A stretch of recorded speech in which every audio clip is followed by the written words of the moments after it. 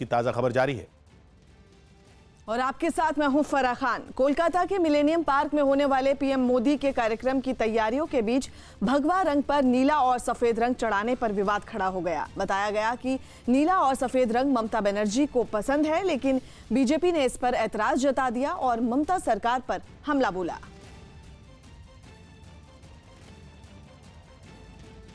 ये कोलकाता का millennium park है जो कल सुबह तक इसी तरह नीले और सफ़ेद रंग में रंगा हुआ था। कल शाम तक इसे गेरुआ रंग में रंग दिया गया था और कल देर रात अचानक फिर इसे नीला और सफ़ेद रंग में पेंट किया गया है। यहाँ पर प्रधानमंत्री नरेंद्र मोदी आने वाले हैं। साउंड एंड लाइट शो की शुरुआत यहाँ की जा रही है, उसी को यहाँ पर जारी करेंगे प्रधानमंत्री, जिसके लिए यहाँ पर आने वाले हैं। प्रधानमंत्री के कार्यक्रम को देखते हुए ही यहाँ पर ये जो रंग है मिलेनियम पार्क के इस बिल्डिंग का, इसको बदला गया था। यहाँ की तस्वीरें अगर आप देखिए तो साफ तौर पर देखा जा सकता है कि गेरुआ रंग था जिसके ऊपर वापस सफ़ेद रंग यहाँ पर लगाया गया है। नीला और सफ़ेद ये वो रंग है जो ममता बनर्जी को बहुत ही ज़्यादा पसंद है और पूरे शहर की जो भी फेंसिंग या दीवारें या जो भी प्रमुख बिल्डिंग्स हैं उसे इन्हीं नीले और सफ़ेद रंग में रंग दिया गया है। हालांकि प्रधानमंत्री के कार्यक्रम के मद्देनज़र इस बिल्डिंग का रंग बदला गया था और तृणमूल कांग्रेस की नाराज़गी के वजह से वापस इसे नीला और सफ़ेद रंग में रंग दिया गया है। प्रधानमंत्री का प्रोग्राम होने वाला है मिलेनियम पार्क, वहाँ पर कल जो है वो जो सामने का हिस्सा है उसको ऑरेंज कलर में रंगा गया था प्रधानमंत्री के प्रोग्राम के लिए और फिर कल देर रात को उसको फिर से वाइट और ब्लू रंग दिया गया है। पश्चिम बंगाल में तो ऐसा ही राजनीति चलता है। डेवलपमेंट में तो कुछ नहीं है। मोदी जी आ रहे हैं, प्रधानमंत्री जी आ रहे हैं। जो मुख्यमंत्री प्रधानमंत्री जी को बोलते हैं जो रसगुल्ला में पूरा के पूरा कांकड़ भर दे के उनको खिलाएगा, ऐसा कुछ बोलता है। उसके लिए क्या हम लोग आशा करते हैं? वो तो वैसे ही करेगा। डेवलपमेंट का राजनीति तो नहीं होता है, सिर्फ रंग बदल करने का ही राजनीति होता है। मैक्सिको में एक ज्वालामुखी फटने के बाद अलर्ट जारी करना पड़ा। पोपोकेटेपेटल नाम का ज्वालामुखी वहां का दूसरा सबसे सक्रिय ज्वालामुखी है, जो एक बार फिर धमाके के साथ फट गया। ज्वालामुखी फटने की आवाज काफी दूर तक सुनाई दी। ज्वालामुखी फटने के बाद पहाड़ की चोटी से धूल और धुएं का गुबार निकलने लगा। ये गुबार कई किलोमीटर दूर तक फैल गया। ज्वालामुखी फटने का एक वीडियो भी सामने आया, जिसमें पहाड़ की चोटी से धमाके के साथ लावा और धुआं बाहर निकलता दिखा। तेजी से फैल रहे लावे के निचले इलाकों में बढ़ने का भी खतरा पैदा हो गया, जिसके बाद वहाँ एहतियातन अलर्ट जारी कर दिया गया। ज्वालामुखी फटने के बाद वहाँ भूकंप के हल्के झटके भी महसूस किए गए। करीब 5000 फीट की ऊंचाई पर मौजूद इस ज्वालामुखी को डॉन गोयो के नाम से भी जाना जाता है। जापान की राजधानी टोक्यो में रोबोटिक कुत्तों के लिए एक कैफे की शुरुआत की गई। खास तरह के इस कैफे में इन रोबोटिक कुत्तों और उनके मालिकों के लिए कई तरह के इंतजाम किए गए, जहां कई लोग अपने रोबोटिक कुत्तों के साथ पहुंचे। इस दौरान ये नकली कुत्ते वहां एक दूसरे के साथ खेलते हुए नजर आए। कैफे में मौजूद लोग अपने रोबोटिक कुत्तों को दुलारते हुए भी दिखे। कई तरह के सेंसर से लैस ये कुत्ते भी अपने मालिक के इशारों का जवाब देते नजर आए। एक रोबोटिक कुत्ता तो गेंद के साथ ठीक असली कुत्तों जैसा खेलता दिखा। कुत्तों की तरह दिखने वाले इन रोबोट को सोनी कंपनी ने बनाया है, जो काफी हद तक असली कुत्तों के जैसा ही बर्ताव करते हैं। इस कैफे में हर रविवार का दिन रोबोटिक कुत्तों और उनके मालिकों के लिए तय किया गया है, जहां वो एक दूसरे के साथ मिलजुल सकेंगे।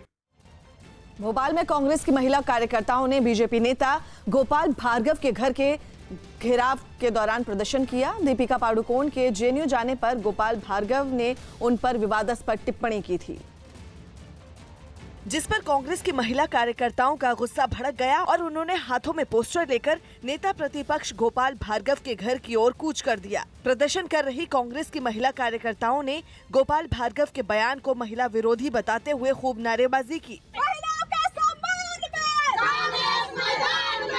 कुछ देर बाद सभी महिलाएं गोपाल भार्गव के घर के बाहर पहुंची और उनसे माफी की मांग करते हुए प्रदर्शन करने लगी। जब इतने से भी बात नहीं बनी तो उन्होंने बीजेपी नेता के इस्तीफे की मांग कर डाली। हंगामे को देखते हुए गोपाल भार्गव के घर के बाहर भारी तादाद में पुलिस तैनात थी, जिसने प्रदर्शनकारियों को वहीं रोक लिया। ऑस्ट्रेलिया की पूर्व स्पिनर शेन वॉर्न की टेस्ट कैप 5 करोड़ रुपए में बिक गई, जिसे वो वहां के जंगलों में लगी भीषण आग से प्रभावित लोगों के लिए दान करेंगे। ऑस्ट्रेलियाई टेस्ट क्रिकेटरों को दी जाने वाली शेन वॉर्न की बैगी ग्रीन कैप की नीलामी 6 जनवरी को शुरू हुई थी। जिसके कुछ ही घंटों बाद कैप की बोली 1.5 करोड़ रुपए को पार कर गई। 10 जनवरी की सुबह तक चली इस नीलामी में शेनवॉन की कैप को एक बैंक ने 5 करोड़ रुपए में खरीदा। नीलामी में बिकी इस बैगी ग्रीन कैप को शेनवॉन ने टेस्ट करियर में खेले सभी 145 मैचों के दौरान पहना था। नीलामी से जुटाई गई रकम को शेनवॉन ऑस्ट्रेलिया के जंगलों में लगी आग में प्रभावित लोगों के लिए दान करेंगे, जिसमें अब तक 26 लोगों की मौत हो चुकी है और 50 करोड़ जानवर भी मारे जा चुके हैं। केन्या के लामू में एक अमेरिकी सैन्य ठिकाने को आतंकियों ने निशाना बनाया। बताया गया कि आतंकी संगठन अल शबाब ने इस हमले को अंजाम दिया, जिसमें एक अमेरिकी सैनिक समेत कुल 3 लोगों की मौत हो गई। जिस जगह पर यह हमला हुआ वहां पूरे इलाके में काला धुआं छा गया। धमाके के बाद आसमान में उठता काला धुआं काफी दूर से नजर आ रहा था, जिसके बाद आसपास रहने वाले लोगों में अफरा तफरी मच गई। हमले के तुरंत बाद वहां मौजूद अमेरिका और केन्या के सैनिकों ने भी मोर्चा संभाल लिया और हमलावरों को मुंहतोड़ जवाब दिया। अमेरिकी सैन्य ठिकाने पर यह आतंकी हमला काफी प्लानिंग के साथ किया गया था। आतंकी संगठन अल शबाब ने एक बयान जारी कर इस हमले की जिम्मेदारी ली। यूपी के बड़े शहरों में कानून व्यवस्था को पहले से बेहतर बनाने के लिए कमीशन रेट व्यवस्था लागू करने की तैयारी चल रही है। उत्तर प्रदेश सरकार को कमीशन रेट सिस्टम लागू करने का सुझाव 2018 में तब के राज्यपाल राम नाईक ने दिया था। अब मिली जानकारी के मुताबिक शुरुआत में राज्य के नोएडा और लखनऊ में पुलिस कमिश्नरी बनेगी। कमीशन रेट व्यवस्था में पुलिस की कमान एसपी की बजाय कमिश्नर को सौंप दी जाती है, जिससे पुलिस अधिकारियों को शहरों की कानून व्यवस्था बनाए रखने के लिए कार्यकारी मजिस्ट्रेट के कई अधिकार मिल जाते हैं और किसी भी मामले की जांच के दौरान सरकार का दखल कम हो जाता है। फिलहाल ये व्यवस्था 2 शहरों में ही शुरू करने की तैयारी है और अगर ये सफल रहा तो बाद में बाकी के जिलों और शहरों में इसकी शुरुआत की जाएगी। इसी वजह से नोएडा और लखनऊ के एसएसपी को हटाने के बाद भी नई तैनाती नहीं की गई। कमीशन रेट सिस्टम लागू होने के बाद उत्तर प्रदेश के बड़े शहरों में भी दिल्ली और मुंबई की तरह पुलिस सिस्टम काम करने लगेगा। भोपाल में दीपिका पादुकोण की फिल्म छपाक पर कांग्रेस के छात्र संगठन एनएसयूआई और बीजेपी से जुड़े एबीवीपी के कार्यकर्ता आमने सामने आ गए। एक दिन पहले ही मध्य प्रदेश की कमलनाथ सरकार ने इसे टैक्स फ्री कर दिया था, लेकिन फिल्म छपाक के रिलीज होते ही एनएसयूआई और एबीवीपी के कार्यकर्ताओं के बीच ठन गई। छपाक को लेकर भोपाल में दिलचस्प नजारा। मुख्यमंत्री कमलनाथ ने छपाक को टैक्स फ्री किया है, लेकिन यहाँ पर ये 2 सिनेप्लेक्स में दोनों फिल्में साथ लगी हैं, छपाक और साथ ही साथ तान्हाजी, और सामने खड़े हैं कांग्रेस और बीजेपी दोनों। फिल्म छपाक के समर्थन में एनएसयूआई के कार्यकर्ताओं ने एक सिनेमा हॉल के बाहर लोगों को मुफ्त में टिकट बांटे। साहसिक कदम जिस तरीके से दीपिका पादुकोण जी ने उठाया, उसके बाद एक विशेष विचारधारा के लोगों ने पूरे देश भर में इस पिक्चर का विरोध करना शुरू कर दिया। तो आज छात्र उनके समर्थन में खड़े, उस समर्थन को देखते हुए एनएसयूआई ने यहाँ पे मुफ्त टिकट बांटने का फैसला किया है। जबकि एबीवीपी ने छपाक फिल्म की एक्टर दीपिका पादुकोण का विरोध करते हुए तानाजी फिल्म के टिकट फ्री में बांटे। इस दौरान एबीवीपी के कार्यकर्ताओं ने दीपिका पादुकोण के खिलाफ नारेबाजी भी की। टुकड़े टुकड़े गैंग समर्थक दीपिका पादुकोण, हाय हाय हाय हाय हाय। एबीवीपी के कार्यकर्ताओं ने छपाक की जगह लोगों से देशभक्ति फिल्म तानाजी देखने की अपील करते हुए दीपिका पादुकोण पर गंभीर आरोप लगाए। दीपिका पादुकोण का विरोध कर रहे हैं। उसने जेएनयू में पिछले दिनों जाके जो देश के गद्दार है, देश के विरोध में जो सम्मिलित होते हैं छात्र, उनके साथ जाके खड़ी हो गई थी और ऐसे गद्दारों के साथ भारतीय जनता पार्टी कहीं सपोर्ट नहीं करेगी। उधर पटना में फिल्म छपाक पर पप्पू यादव की जन अधिकार पार्टी और बीजेपी के युवा कार्यकर्ता आपस में भिड़ गए। सिनेमा हॉल के बाहर बीजेपी के कार्यकर्ता फिल्म का विरोध कर रहे थे, जिसके बाद जन अधिकार पार्टी के युवा कार्यकर्ता भी वहां पहुंच गए, जिसकी वजह से दोनों ही दल आमने सामने हो गए। बीजेपी के कार्यकर्ता इस बात पर अड़े थे कि वो लोगों को इस फिल्म को नहीं देखने देंगे, जबकि पप्पू यादव की पार्टी के कार्यकर्ता बीजेपी कार्यकर्ताओं को ऐसा करने से रोक रहे थे।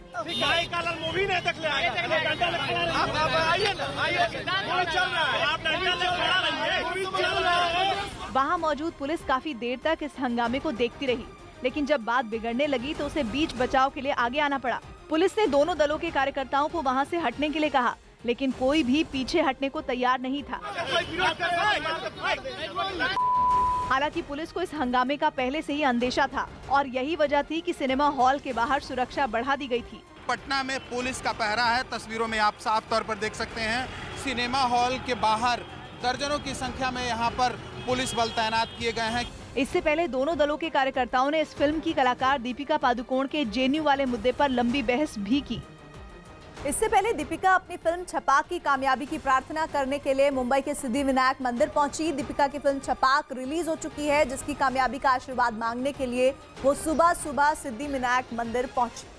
इस दौरान उन्होंने मंदिर में पूजा भी की। अपनी फिल्म की रिलीज से पहले वो काफी देर तक वहां हाथ जोड़े खड़ी रहीं, जिसके बाद मंदिर के पुजारी ने दीपिका को टीका लगाया और चुनरी ओढ़ाई।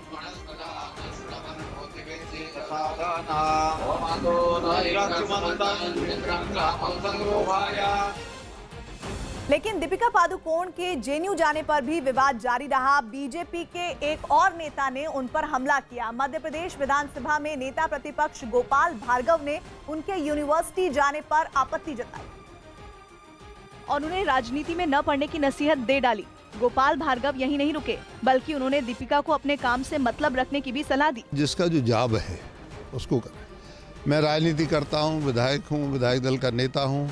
मैं बॉम्बे में जाके डांस करने लगूँ तो बॉम्बे के कलाकारों को ठीक नहीं लगेगा और ना मुझे स्वीकार करेंगे। तो जो कलाकार है उसको अपनी कला दिखा। गोपाल भार्गव के इस बयान पर एनसीपी को बीजेपी को घेरने का मौका मिल गया। पार्टी ने इसे महिलाओं का अपमान करार दिया और पीएम से कार्रवाई की मांग की। पूरी महिला बिरादरी का कहीं न कहीं ये अपमान है, दर्शाता है कि बीजेपी के नेताओं की मानसिकता किस तरह की है। हमें लगता है देश की महिलाएं इस अपमान को सहन नहीं करेंगी। अगर मोदी जी महिलाओं का सम्मान चाहते हैं तो ऐसे नेताओं पर कार्रवाई करें। बीजेपी नेता के इस बयान पर विवाद बढ़ने लगा तो पार्टी डैमेज कंट्रोल में जुट गई और कलाकारों का सम्मान करने की बात कहने लगी। मुझे लगता है कि जिसने भी कहा ये उचित नहीं है, वो एक कलाकार है और कलाकार का अपना एक अलग सम्मान होता है। अमेरिका के पेंसिल्वेनिया में एक सड़क हादसे में 5 लोगों की मौत हो गई, जबकि 60 से ज्यादा लोग घायल हो गए। बताया गया कि वहां यात्रियों से भरी एक बेकाबू बस कई फीट ऊंचे पहाड़ से नीचे सड़क पर गिर गई, जिसके बाद वहां से गुजर रहे 3 ट्रक और एक कार भी उसकी चपेट में आ गए। बस से टकराने की वजह से ट्रकों को काफी नुकसान पहुंचा और वो सड़क के किनारे पलट गए, जबकि बस के भी परकचे उड़ गए। हादसे की वजह से कार भी पूरी तरह बर्बाद हो गई। हादसे की जानकारी मिलने के बाद राहत बचाव की टीमें वहां पहुंची और वहां फंसे लोगों को निकालने का काम शुरू किया गया। All of the other people that were taken to hospitals, none of them right now have what we would consider a life-threatening injuries. हादसे की वजह से सड़क पर लंबा जाम लग गया, जिसके बाद हादसे का शिकार हुई गाड़ियों को मशीनों की मदद से हटाया गया और तब जाकर रास्ते को खोला जा सका। मध्य प्रदेश के जबलपुर में कांग्रेस से जुड़े छात्र संगठन एनएसयूआई के कार्यकर्ताओं ने एक पैरामेडिकल कॉलेज में जमकर तोड़फोड़ की। बताया गया कि जिस पैरामेडिकल कॉलेज में हंगामा हुआ उसकी मान्यता काफी पहले ही रद्द हो चुकी है, लेकिन आरोप है कि उसके बाद भी वहां छात्रों का दाखिला होता रहा और उनसे मोटी फीस वसूली गई। इसी बात से गुस्साए एनएसयूआई के कार्यकर्ता वहां पहुंच गए और तोड़फोड़ शुरू कर दी।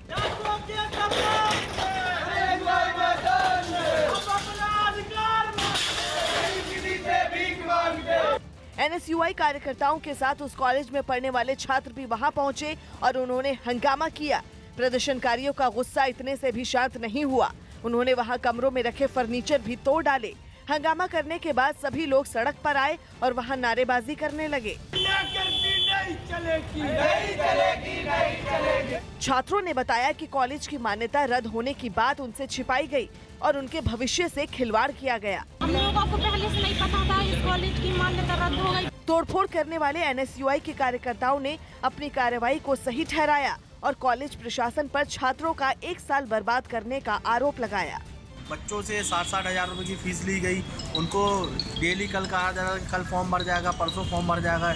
ऐसे करते करते 2 महीने उनके टाल दिए गए। कोलकाता में एक युवक की मौत पर भड़के लोगों ने कई बसों में आग लगा दी। बताया गया कि 2 बसें एक दूसरे से आगे बढ़ने की होड़ में रेस लगा रही थी, जिसमें एक युवक की मौत हो गई, जिसके बाद आसपास के लोग भड़क गए और उन्होंने दोनों बसों में आग लगा दी।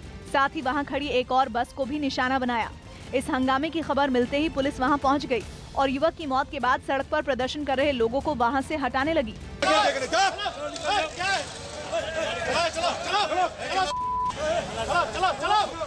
वहीं दमकल के कर्मचारी बसों में लगी आग को बुझाने में जुट गए। आग लगने से बसों की सीटें पूरी तरह जल चुकी थीं। सारे शीशे भी टूट चुके थे। हालांकि दमकल कर्मियों ने बसों को पूरी तरह जलने से बचा लिया।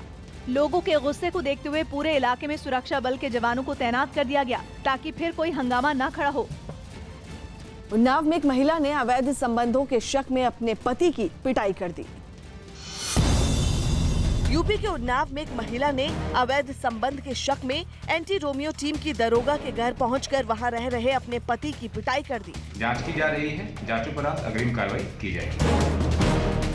गुजरात के राजकोट में पुलिस ने फूड डिलीवरी ऐप स्विगी के एक कर्मचारी और उसके 4 साथियों को फूड डिलीवरी बैग में बियर ले जाने के आरोप में गिरफ्तार किया।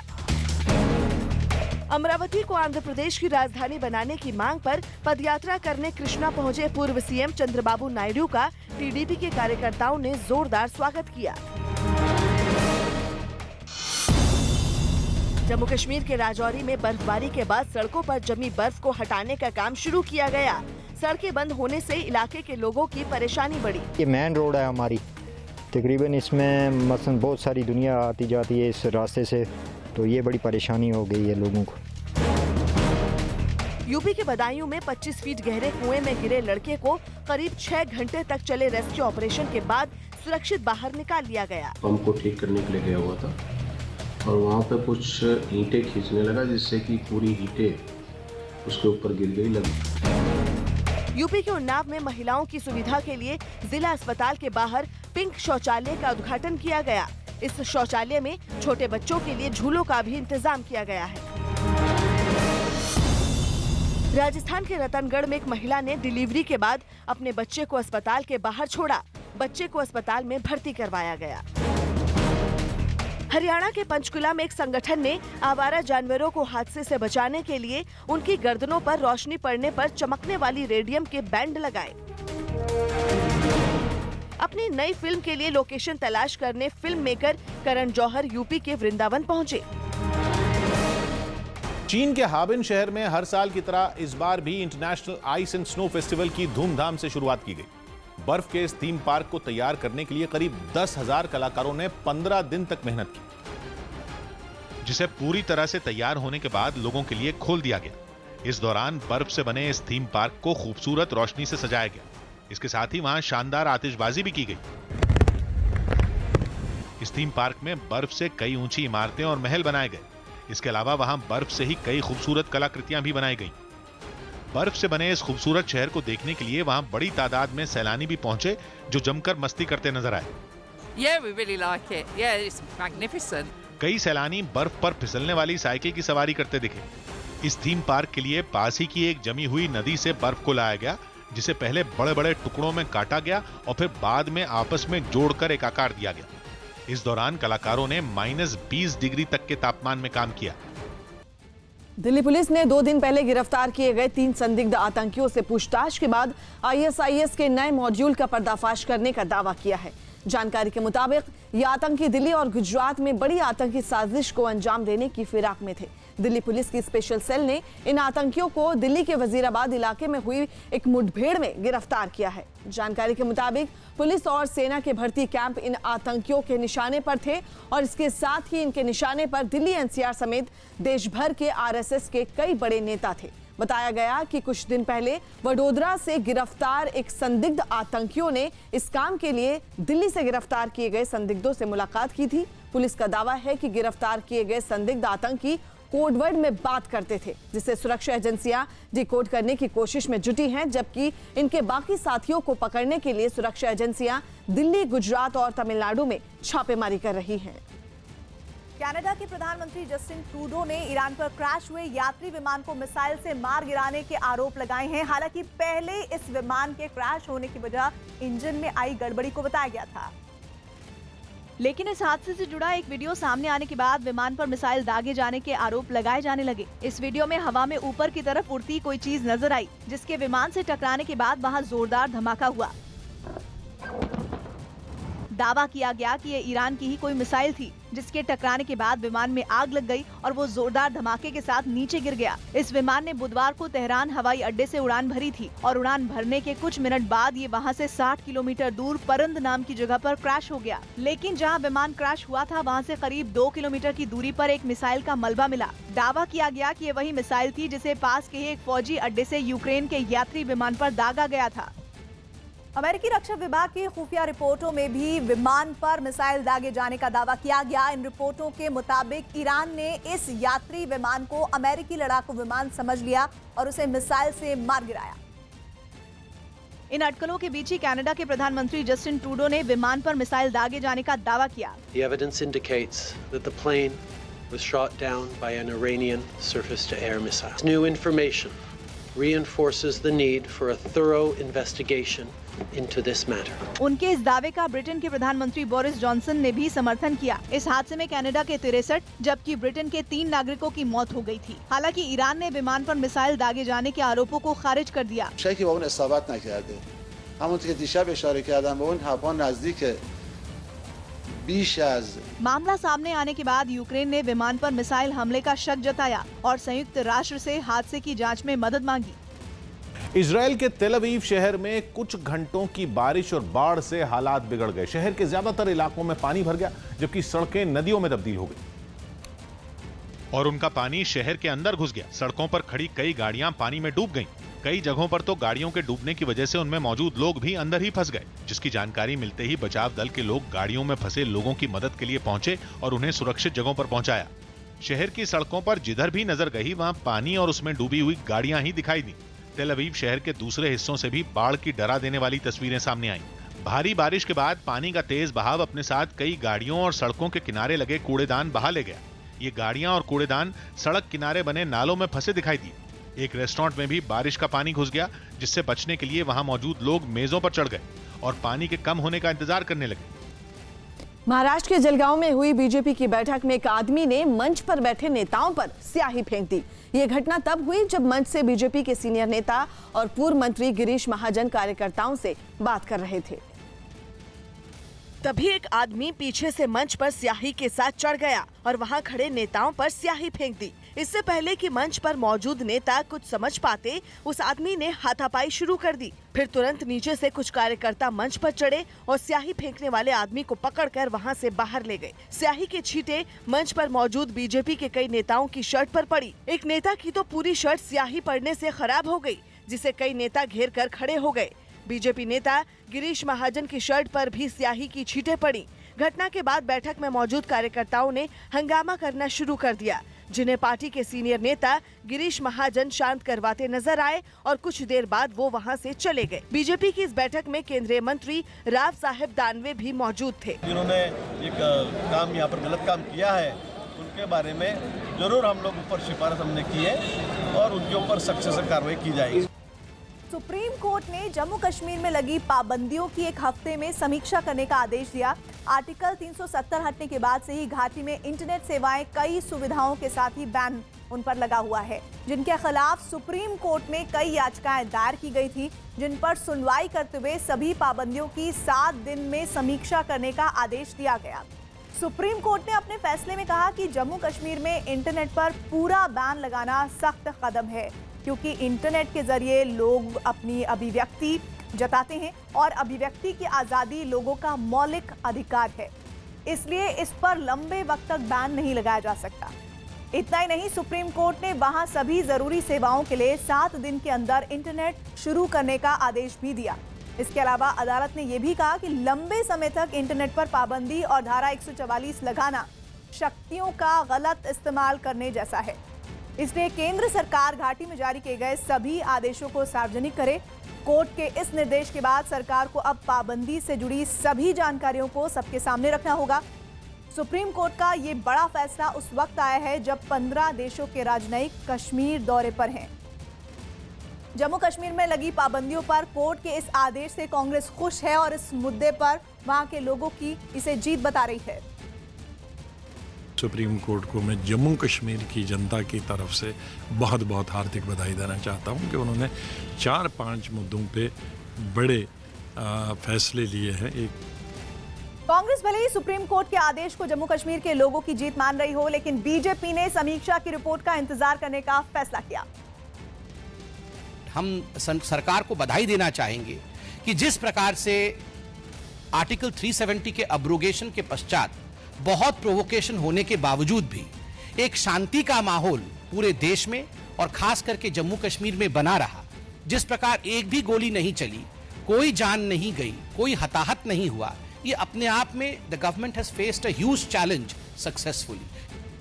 दक्षिण कंबोडिया में एक 7 मंजिला इमारत के ढहने से हुए हादसे में 36 लोगों की मौत हो गई। हादसे के वक्त इमारत में काम चल रहा था, जिसकी वजह से कई मजदूर मलबे में ही दब गए, जिन्हें राहत और बचाव दल के लोगों ने काफी मेहनत के बाद मलबे से बाहर निकाला।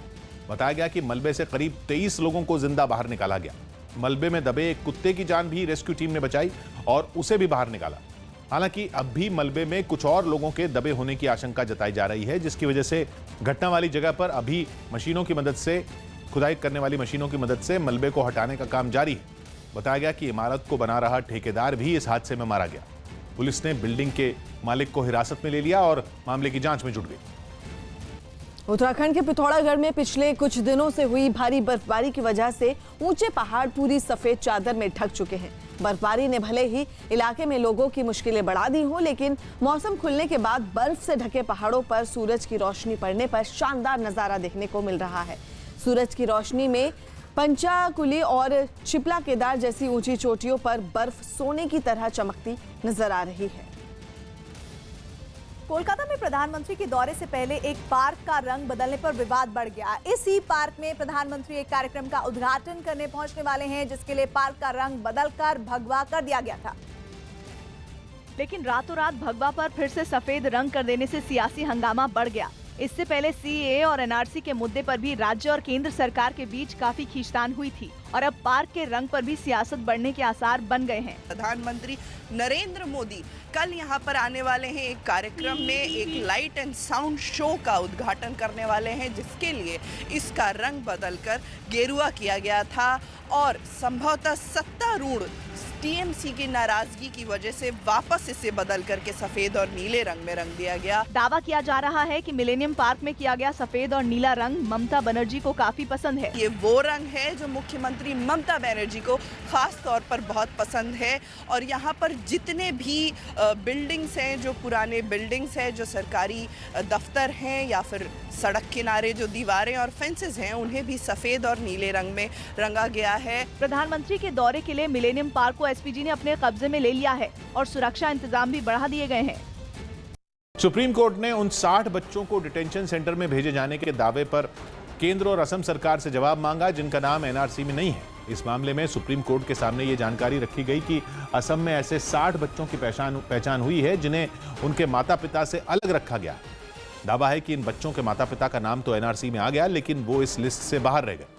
शक जताया जा रहा है कि सरकार ने इन बच्चों को उनके माता पिता से अलग कर किसी डिटेंशन सेंटर में रखा है।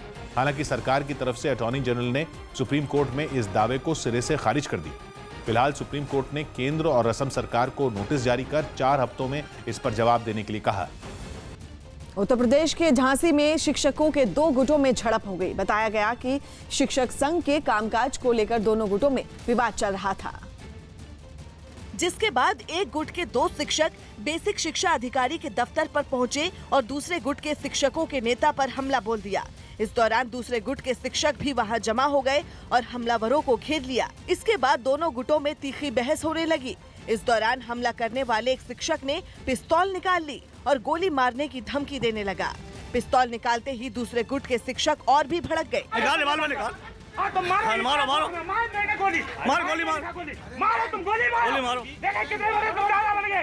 कुछ शिक्षकों ने पिस्तौल ताने हुए शिक्षक को पकड़ने की कोशिश की, लेकिन वो पिस्तौल लहराता हुआ थोड़ी दूर चला गया, जबकि उसका एक साथी घिर गया।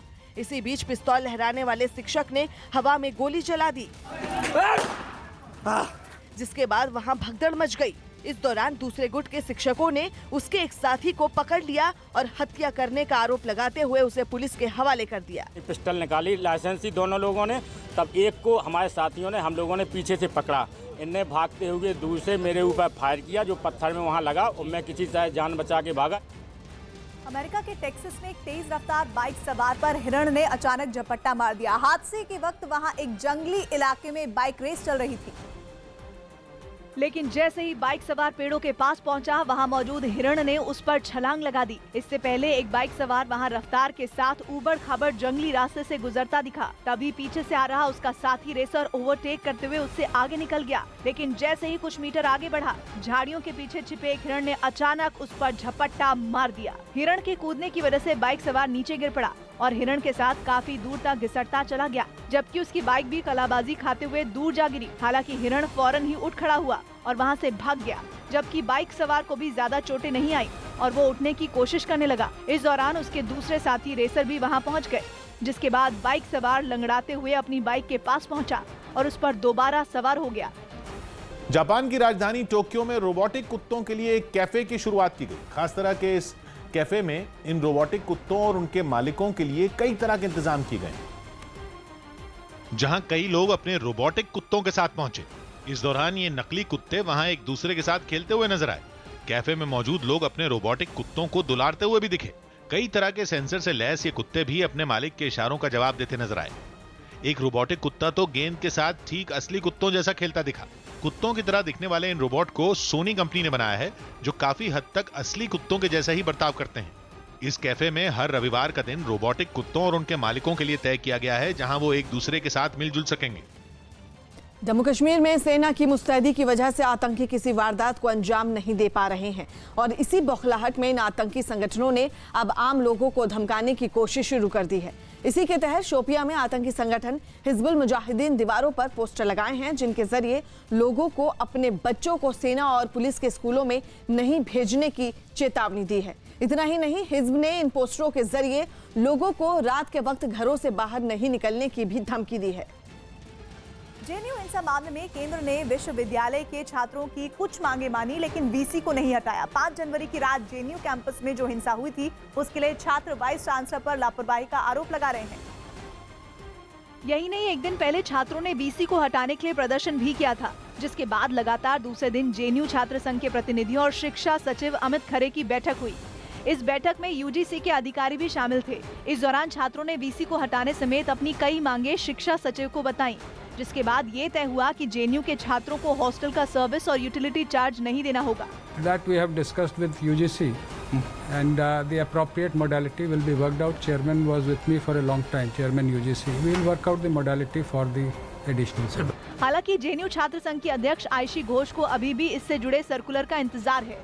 साथ ही वो वाइस चांसलर को हटाने की मांग से भी टस से मस नहीं हुई। पिछले 4 साल में जो जेएनयू कैंपस ने फेस किया है वाइस चांसलर की वजह से, the MHRD should take immediate cognizance of it and take a step immediately to remove the vice chancellor.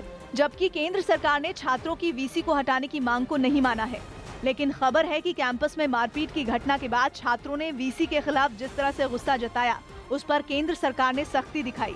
यही नहीं, छात्रों से मुलाकात करने से पहले शिक्षा सचिव अमित खरे खुद वाइस चांसलर से मिले। इस मुलाकात के बाद जब एम जगदीश कुमार बाहर आए तो उन्होंने छात्रों के लिए जो नर्म रुख दिखाया, उससे इस बात के संकेत मिल गए कि MHRD से उन्हें कड़ा संदेश मिला है। The JNU administration has been very flexible and we would like to help every student to continue their academic goals. एक दिन पहले भी शिक्षा सचिव और जेएनयू के छात्रों के बीच बैठक हुई थी, जिसमें साफ कर दिया गया था कि जेएनयू के वीसी एम जगदीश कुमार को नहीं हटाया जाएगा, क्योंकि केंद्र का मानना है कि वीसी को हटाने से नहीं बल्कि असल मुद्दों पर ध्यान देने से विवाद सुलझेगा और इसीलिए सरकार ने जेएनयू के छात्रों से हड़ताल वापस लेने की अपील की। हालांकि चर्चा के ये भी है कि बीजेपी नेता मुरली मनोहर जोशी के वीसी को हटाए जाने की मांग के बाद सरकार ने तीखे तेवर दिखाए हैं, इसलिए शिक्षा सचिव ने एम जगदीश कुमार से 2 बार मुलाकात की और मामले को नहीं सुलझा पाने के लिए उन्हें फटकार भी लगाई। पिछले साल नवंबर में जेएनयू के छात्र हॉस्टल की फीस बढ़ाने के खिलाफ सड़कों पर उतर आए थे, जिनके बाद खबर आई कि समझौते का एक फॉर्मूला तय किया गया, जिसके तहत छात्रों से केवल बढ़ी हुई हॉस्टल फीस ली जाती और यूटिलिटी चार्ज का भुगतान यूजीसी करता। लेकिन छात्रों का आरोप है कि इस फॉर्मूले को लागू नहीं किया गया। हालांकि अब केंद्र सरकार ने इसे लागू करने की पहल कर दी है। ये फैसला 1 महीना पहले ही किया जा चुका था, तो इंतजार किस बात का था? अगर स्टूडेंट्स को वक्त पर ही इसकी जानकारी दे दी गई होती तो शायद इतना बड़ा हंगामा नहीं होता। केन्या के लामू में एक अमेरिकी सैन्य ठिकाने को आतंकियों ने निशाना बनाया। बताया गया कि आतंकी संगठन अल शबाब ने इस हमले को अंजाम दिया, जिसमें एक अमेरिकी सैनिक समेत कुल 3 लोगों की मौत हो गई। जिस जगह पर यह हमला हुआ वहां पूरे इलाके में काला धुआं छा गया। धमाके के बाद आसमान में उठता काला धुआं काफी दूर से नजर आ रहा था, जिसके बाद आसपास रहने वाले लोगों में अफरा तफरी मच गई। हमले के तुरंत बाद वहां मौजूद अमेरिका और केन्या के सैनिकों ने भी मोर्चा संभाल लिया और हमलावरों को मुंहतोड़ जवाब दिया। अमेरिकी सैन्य ठिकाने पर यह आतंकी हमला काफी प्लानिंग के साथ किया गया था। आतंकी संगठन अल-शबाब ने एक बयान जारी कर इस हमले की जिम्मेदारी ली। जयपुर में अपनी जमीन बचाने के लिए पिछले 3 दिनों से डटे किसानों ने सरकार से भरोसा मिलने के बाद जमीन सत्याग्रह खत्म कर दिया। राज्य सरकार ने किसानों से बातचीत के लिए अपना एक प्रतिनिधिमंडल उनके पास भेजा था, जिसने उन किसानों से बात की जो जमीन के अंदर धंसकर आंदोलन चला रहे थे। इस आंदोलन में कुछ और लोग भी शामिल थे जो उन किसानों के पास ही बैठे थे। जमीन सत्याग्रह खत्म होने के ऐलान के बाद जमीन में धंसे किसानों के पास की मिट्टी हटाई गई और एक एक कर सभी किसानों को बाहर निकाला गया। जब तक इसका हल नहीं निकलता है, जेडीए इस स्थान पे नींदड़ जो योजना है, इस नींदड़ योजना में दखल नहीं देगी। जो वर्तमान स्थिति है इसको बनाए रखा जाएगा। सरकार की तरफ से मिले आश्वासन के बाद किसानों ने भी आंदोलन खत्म करने की घोषणा कर दी। निश्चित रूप से जिस सकारात्मक दृष्टि से हमारी यहाँ बातचीत हुई है, हम आंदोलन स्थगित कर रहे हैं। जयपुर डेवलपमेंट अथॉरिटी ने 2013 के किसानों की जमीन एक प्रोजेक्ट के लिए ली थी, लेकिन किसानों को अपनी जमीन का सही मुआवजा नहीं मिल पाने की वजह से इस पर विवाद था। हैदराबाद में नागरिकता कानून के विरोध में MIM नेता असदुद्दीन ओवैसी ने एक रैली निकाली। ओवैसी की इस रैली में हजारों की तादाद में लोग शामिल हुए, जिनमें ज्यादातर लोगों ने तिरंगा ले रखा था, जबकि रैली में शामिल कुछ लोगों ने हाथों में पोस्टर ले रखे थे जिन पर नागरिकता कानून, NPR और NRC के खिलाफ नारे लिखे थे। रैली के बीच रास्ते में खड़ी एक हाइड्रोलिक क्रेन पर लोगों ने तिरंगा लटका दिया, जबकि एक दूसरी हाइड्रोलिक क्रेन पर कुछ लोग चढ़ गए और एक आदमी तिरंगा लहराने लगा। इस दौरान लोगों ने केंद्र सरकार के खिलाफ नारेबाजी भी की। रैली में लोगों की इतनी भीड़ थी कि सड़कें दिखनी बंद हो गईं और सड़क के चारों तरफ तिरंगे ही तिरंगे दिखाई दे रहे थे। नागरिकता कानून के खिलाफ इस रैली में बड़ी संख्या में महिलाएं भी शामिल हुई, जिन्होंने बुर्का पहना हुआ था। रैली में भीड़ की वजह से वहां से गुजर रही एक एम्बुलेंस को काफी जद्दोजहद करनी पड़ी। रैली के बाद ओवैसी ने एक सभा की और नागरिकता कानून पर अपना विरोध जताया। दोबारा हुकूमत से मुतालबा करते हैं कि सिटीजन अमेंडमेंट एक्ट को वापस लिया जाए, NPR पर काम रोक दिया जाए और NRC पर कभी भी काम ना हो। वहीं बीजेपी ने नागरिकता कानून का विरोध करने वाले नेताओं पर लोगों को गुमराह करने का आरोप लगाया। जो लोग ये सांप सीढ़ी का सियासी खेल खेल रहे हैं, उनको इस बात को अच्छी तरह समझना चाहिए कि वो देश का नुकसान कर रहे हैं। इससे पहले वाराणसी दौरे पर गई प्रियंका गांधी ने CAA के विरोध में जेल गए लोगों से मुलाकात की। इस कानून के विरोध में यूपी में हुई हिंसा के बाद से ही वो लगातार अलग अलग जिलों में जाकर प्रदर्शन करने वालों से मिल रही हैं। और इसी कड़ी में वो प्रधानमंत्री के संसदीय क्षेत्र वाराणसी भी पहुंची, जहां वो CAA के विरोध में जेल जाने वाले लोगों से मिली। गंगा किनारे हुई इस मुलाकात में कांग्रेस कार्यकर्ताओं के अलावा सामाजिक कार्यकर्ता और BHU के छात्र भी शामिल थे, जिनके साथ प्रियंका गांधी ने सीधा संवाद किया और उनकी आपबीती सुनी। जेलर लगातार आके कह रहे थे कि DM का दबाव है, कोई बात मत करिए।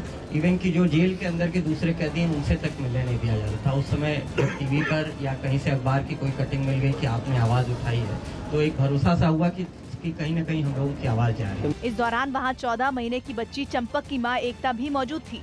चंपक के माता पिता उस वक्त चर्चा में आए थे जब उन्हें वाराणसी में CAA के विरोध में हुए प्रदर्शन के दौरान गिरफ्तार किया गया था और खुद प्रियंका गांधी ने उनकी रिहाई की मांग करते हुए ट्वीट किया था। मैं उनकी शुक्रगुजार हूं कि उनके ट्वीट के बाद ही थोड़ा सा एक प्रेशर मुझे लगता है कि देश भर में बना चंपक के लिए भी, और सबकी तरफ से एक सॉफ्ट आवाज़ आनी शुरू हुई कि चंपक की मां की रिहाई होनी चाहिए। इस मुलाकात के बाद प्रियंका गांधी ने योगी सरकार पर हमला और तेज कर दिया और CAA के खिलाफ प्रदर्शन करने वालों के साथ खड़े रहने का भरोसा दिया। मुझे उन पर बहुत गर्व है कि उन्होंने इतना संघर्ष किया और संघर्ष करते रहेंगे। देश की आवाज़ उठा रहे हैं। जो सरकार कर रही है वो संविधान के खिलाफ है, संविधान को तोड़ने का काम है। 19 दिसंबर को वाराणसी में CAA के खिलाफ एक रैली निकाली गई थी, जिसके बाद 56 लोगों को गिरफ्तार किया गया था। और अपने वाराणसी दौरे के दौरान प्रियंका गांधी ने उन सभी लोगों से मुलाकात करके CM योगी को ही नहीं, प्रधानमंत्री को भी कड़ा संदेश देने की कोशिश की। पिछले साल लोकसभा चुनाव से पहले जनवरी में प्रियंका को कांग्रेस का महासचिव बनाया गया था और तब से उनका चौथा वाराणसी दौरा है। इस बार उनके यहां आने का मकसद CAA का विरोध करने वाले लोगों से मिलना था, जिसके लिए वो नाव से पंचगंगा घाट पहुंची, जहां उनके स्वागत के लिए बड़ी तादाद में लोग मौजूद थे, जिन्होंने प्रियंका गांधी को दूर से देखकर हर हर महादेव के नारे लगाने शुरू कर दिए। जिसके जवाब में प्रियंका ने भी अपना हाथ उठा दिया।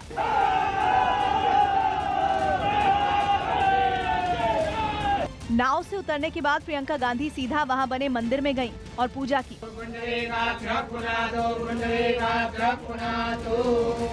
अपने इस दौरे पर उन्होंने राजघाट पर बने रविदास मंदिर में भी दर्शन किए।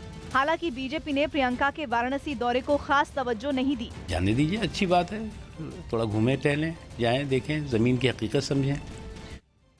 उत्तर प्रदेश के कन्नौज में हादसे के बाद एक बस में लगी आग में झुलसकर करीब 20 लोगों की मौत हो गई। यात्रियों से भरी बस फर्रुखाबाद से जयपुर जा रही थी।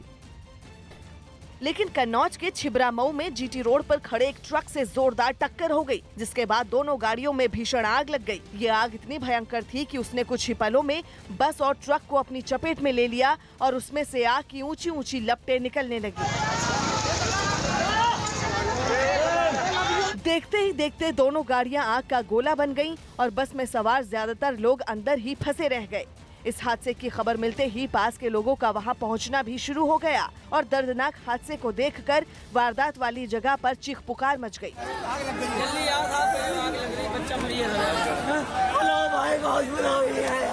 इस दौरान कुछ लोग मदद करने के लिए इधर उधर भागते दिखाई दिए, लेकिन आग इतनी भीषण थी कि बस में फंसे लोगों को बचाने के लिए कोई बस के करीब भी नहीं पहुंच पाया। खत्म हो गए, 10-12 निकल पाए, पूरी गाड़ी खचाखच भरी। हादसे के थोड़ी देर बाद ही पुलिस और फायर ब्रिगेड की गाड़ियां भी वहां पहुंच गईं और आग बुझाने में जुट गईं। बताया गया कि हादसे के वक्त बस में करीब 45 लोग सवार थे, जिनमें कुछ लोग आग लगने के बाद खिड़कियां तोड़कर बस से बाहर निकलने के दौरान घायल हो गए, जिन्हें इलाज के लिए अस्पताल में भर्ती करवाया गया। इस हादसे के बाद प्रशासन की टीम भी घायलों का हाल जानने के लिए अस्पताल पहुंची। बस की जो स्थिति है बुरी तरीके से जली है, इसलिए बस के अंदर ये देख के नहीं पता चल पा रहा है कि कुल कितने लोग फंसे रह गए थे और कितने लोग जल गए। वहीं यूपी के सीएम योगी आदित्यनाथ ने इस हादसे पर दुख जताया और मरने वालों के परिवार वालों को मुआवजा देने का ऐलान किया। राज्य सरकार ने पीड़ित परिवारों, जो मृतक हैं, उनके परिजनों को 2-2 लाख रुपए की सहायता और घायलों को 50,000 रुपए सहायता की देने की भी निर्णय लिया है।